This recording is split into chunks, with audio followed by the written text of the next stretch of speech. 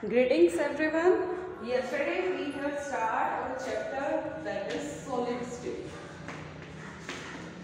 Solid state आप सभी बच्चों को पता ही होगा, चाहिए होगा कि solid का मतलब होता है the constituent particles when closely packed are called the solid state. The solid we call the solid. जब particles आपस में tightly packed होंगे तो उसको हम कहते हैं solid. एक्चुअल में पार्टिकल्स ही हैं जो आपस में इंटरेक्ट करते हैं और फिर बॉन्ड बनाते हैं. अगर उनकी इंटरेक्शन स्ट्रॉन्ग है तो वो क्रिस्टलाइन सॉलिड है, लॉन्ग रेंज ऑर्डर है तो क्रिस्टलाइन सॉलिड है. अगर वो शॉर्ट रेंज ऑर्डर में आ जाता है तो वो कैसा बन जाता है, हमारा अमोर्फस सॉलिड कहलाता है. तो बेटा ये चीज़ें हमने कल डिस्कस कर ली थी. क्रिस्टलाइन सॉलिड क्या होता है, अमोर्फस सॉलिड क्या होता है. हाँ, चौक जो मैंने आपको एग्जाम्पल दिया था एज अ क्रिस्टलाइन सॉलिड, बेटा वो एज अ एग्जाम्पल था. लेकिन जब अगर हम बात करें, अगर क्लियर कर देते हैं कि जो आपका चौक है वो अमोर्फस सॉलिड का ही एग्जाम्पल है, क्योंकि उसमें कैल्शियम कार्बोनेट से जो बनता है वो लॉन्ग रेंज ऑर्डर शो नहीं करता. तो as simple as it is. अब हम आ जाते हैं हमारे नेक्स्ट टॉपिक पे, that is classification of crystalline solid. जो आपका क्रिस्टलाइन सॉलिड है उसको हम कितने पार्ट्स में डिवाइड करके समझते हैं, तो आज हम इसको डीप पढ़ने के चलते हैं. तो बेटा आपके जो क्रिस्टलाइन सॉलिड है वो आपके एक्चुअल में 4 टाइप्स. कौन कौन से? आयोनिक सॉलिड, कोवेलेंट सॉलिड,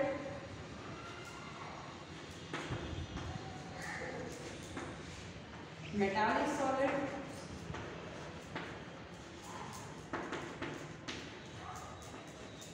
और fourth one is molecular solid.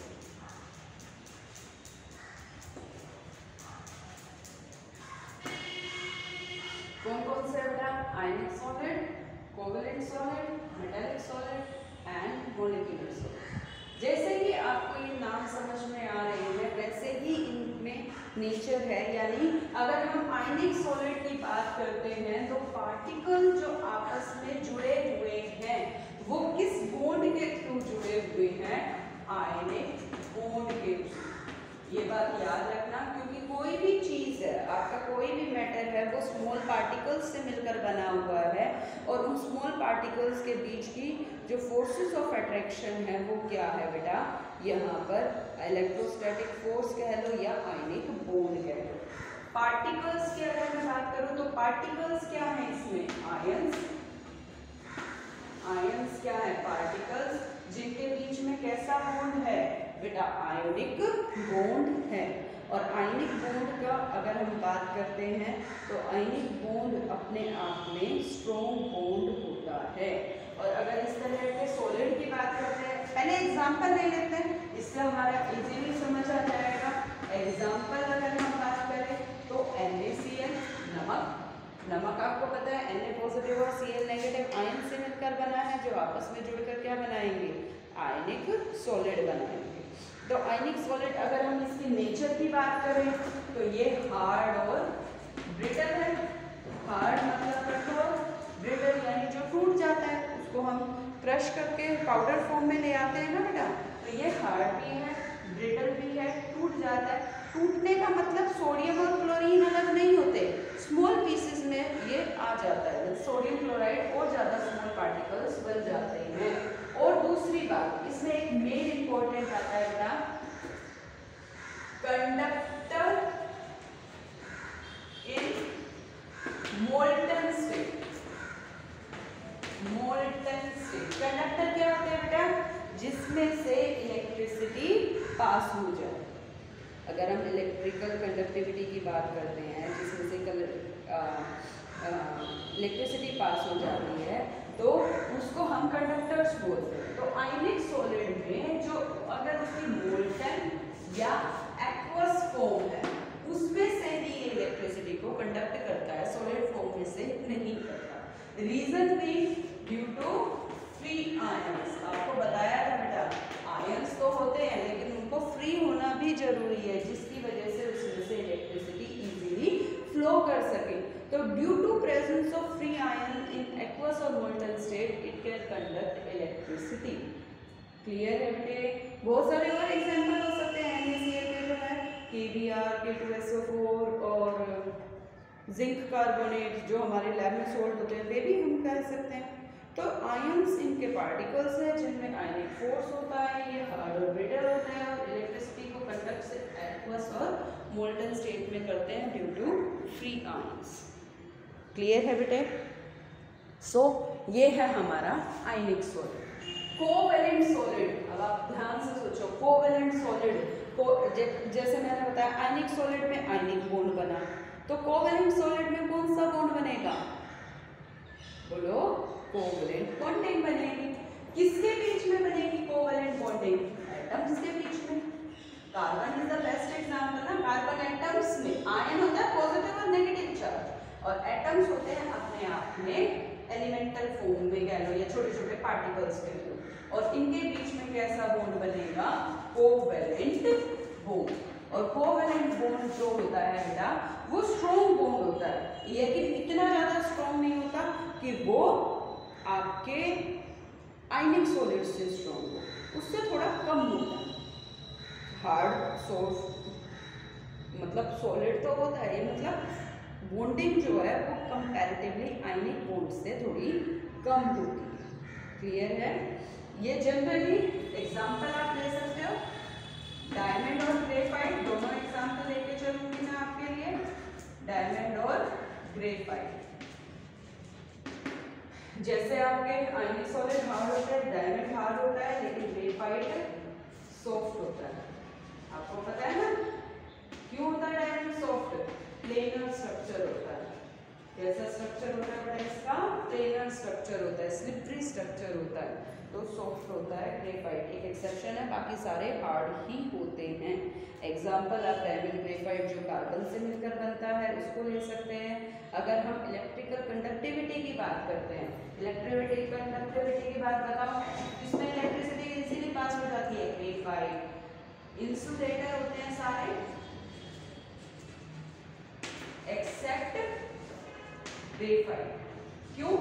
क्योंकि आपको पता है ग्रेफाइट का प्लेनर स्ट्रक्चर होता है, कार्बन जो है वो 3 बॉन्ड बनाता है और चौथा इलेक्ट्रॉन फ्री होता है। Due to this free electron it can easily conduct electricity and due to this free electron we can say that graphite is a good conductor of electricity. Diamond में 4 electron use होता है, हो जाते हैं बेटा bond बनाने में, यानी free electrons as well as free space is required for the conductivity. लेकिन इंसुलेटर होते हैं कोवेलेंट बॉन्ड वाले सारे सॉलिड, और इसमें मेन एग्जांपल हमारा ग्रेफाइट है जो अपने आप में सॉफ्ट होते हुए भी गुड कंडक्टर ऑफ इलेक्ट्रिसिटी है। क्लियर है बेटे? जैसे सिलिका, क्वार्ट्ज, ग्लास, ये इसके एग्जांपल। थर्ड आ गया आपका मेटालिक सॉलिड, मेटल के बीच में होने वाला सॉलिड। मेटालिक सॉलिड यानी मेटल्स, इसमें आयंस होते हैं। तो यहाँ पे हमारे होंगे आयंस, कौन से हैं एक्चुअल में? पॉजिटिव आयंस इन अ सी, सी यानी समुद्र।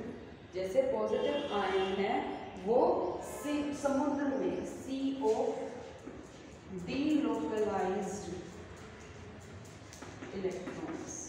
अभी मैं आपको बता भी रही थी, आपको पहले भी बताया था, मान लो ये आपके मेटल के एटम, मेटल के एटम में क्या होता है? पॉजिटिव सेंट्रल न्यूक्लियस है। पॉजिटिव सेंट्रल न्यूक्लियस में कोई भी इलेक्ट्रॉन वो इधर से इधर घूम रहा है तो वो एक तरीके से पॉजिटिव आयन बन जाता है। उसका जो वो घूमना, C of delocalised, delocalised means movement. ये डीलोकलाइज्ड इलेक्ट्रॉन है जो पॉजिटिव सेंटर के ऊपर घूम रहे हैं, तो ये इसके कॉन्स्टिट्यूएंट पार्टिकल हो गए। इनमें बॉन्ड कौन सा हो गया? मेटालिक बॉन्ड हो गया। और एग्जाम्पल आपके मेटल्स हो गए सारे, मेटल्स लाइक आयरन,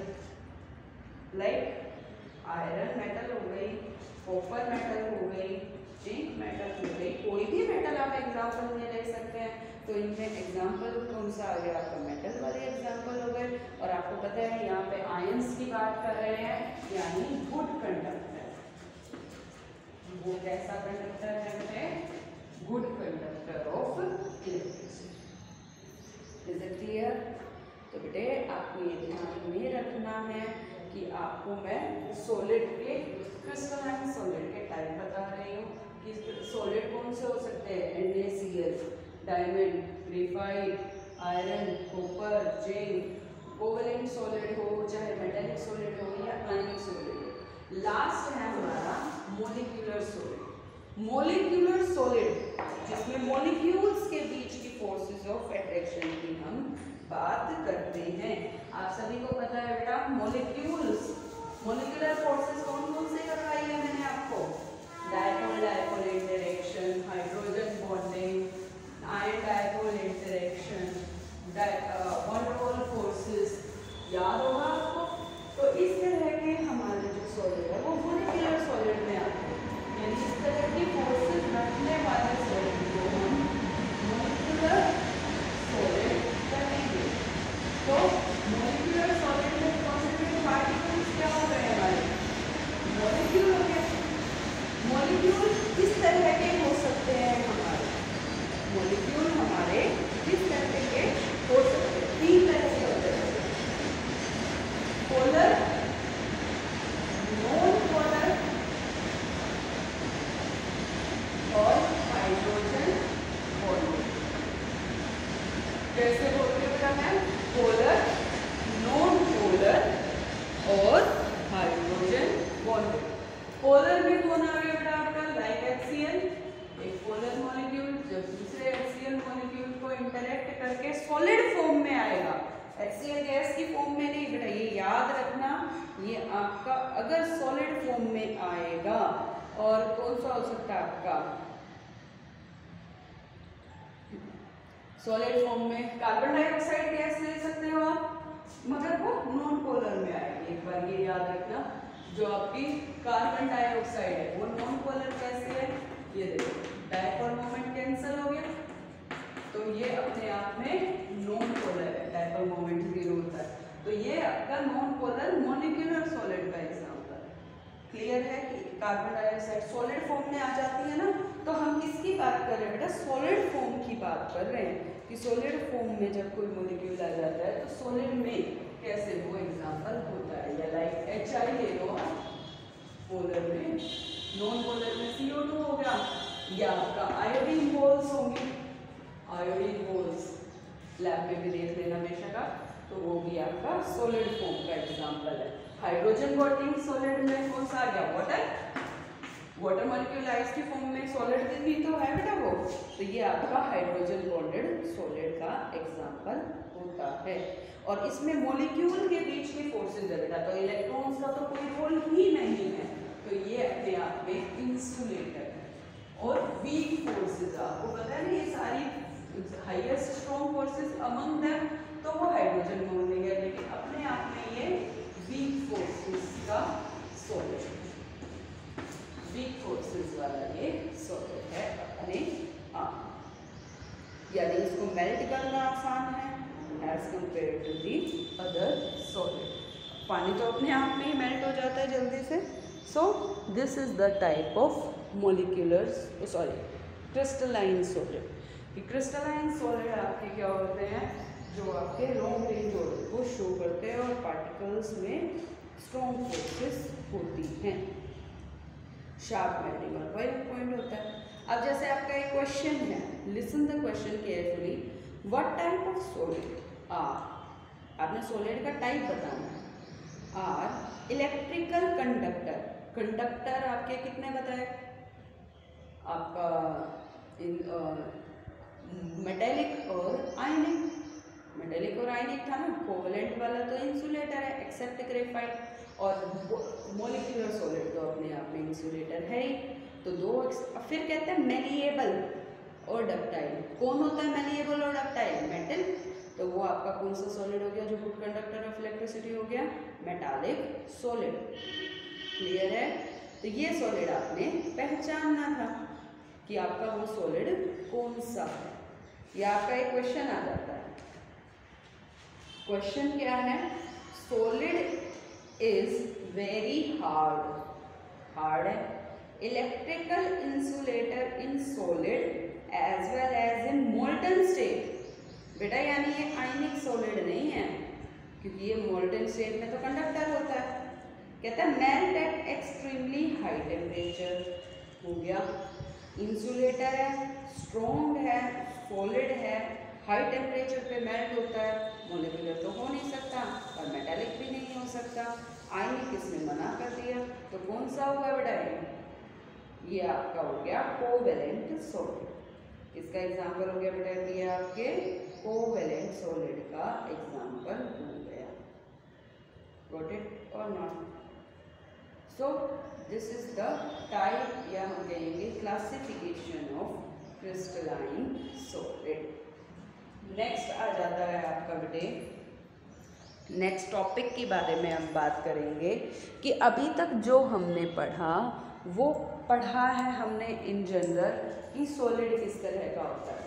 अब हम पार्टिकल्स के बारे में समझेंगे कि पार्टिकल्स की अरेंजमेंट क्या है, पार्टिकल्स अपने आप को अरेंज कैसे करते हैं, उनकी अरेंजमेंट को समझने की बात आ जाती है।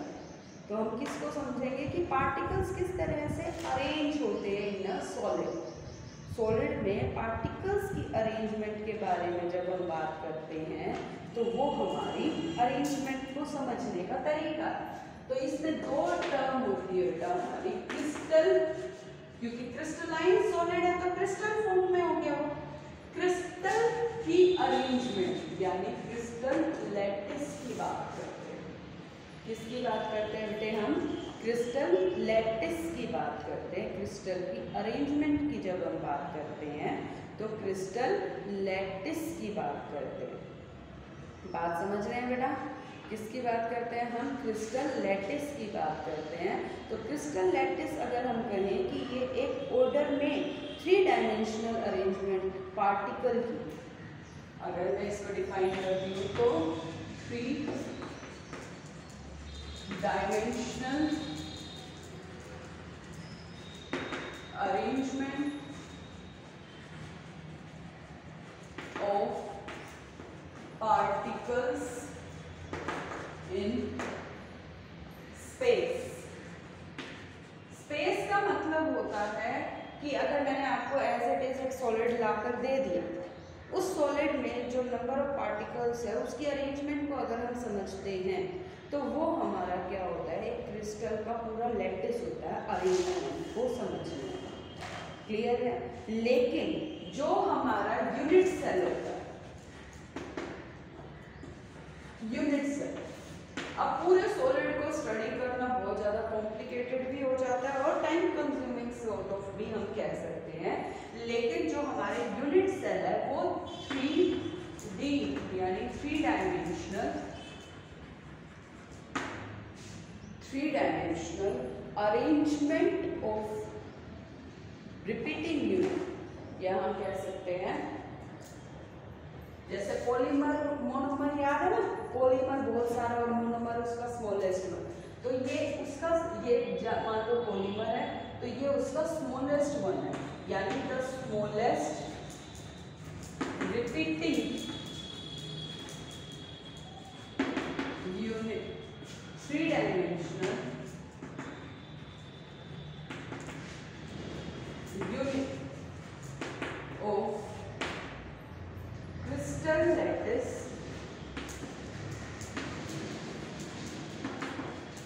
is called unit cell।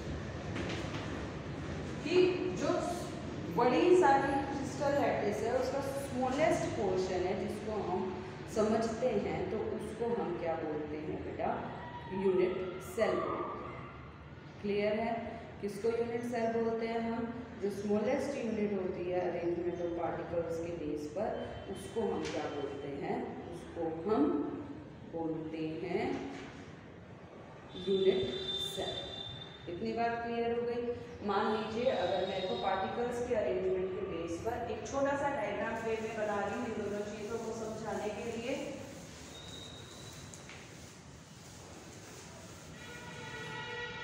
मान लीजिए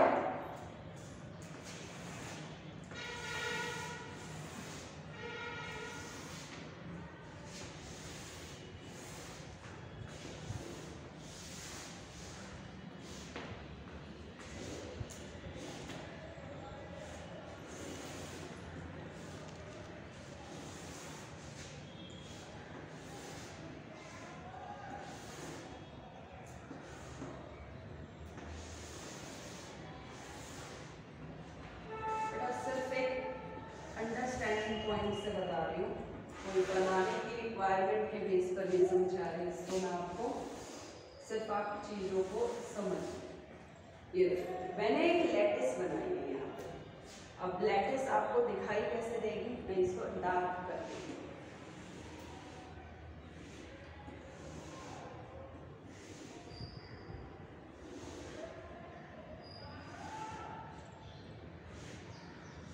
अरेंजमेंट किसी भी तरीके से क्यूब की फॉर्म में एक हेक्सागन दिखाई दे रहा है। मैंने एक क्यूब बनाया, क्या बनाया, ये एक क्यूब दिखाई दे रहा होगा। मैंने इस चीज को यहाँ पर आपको हाईलाइट किया।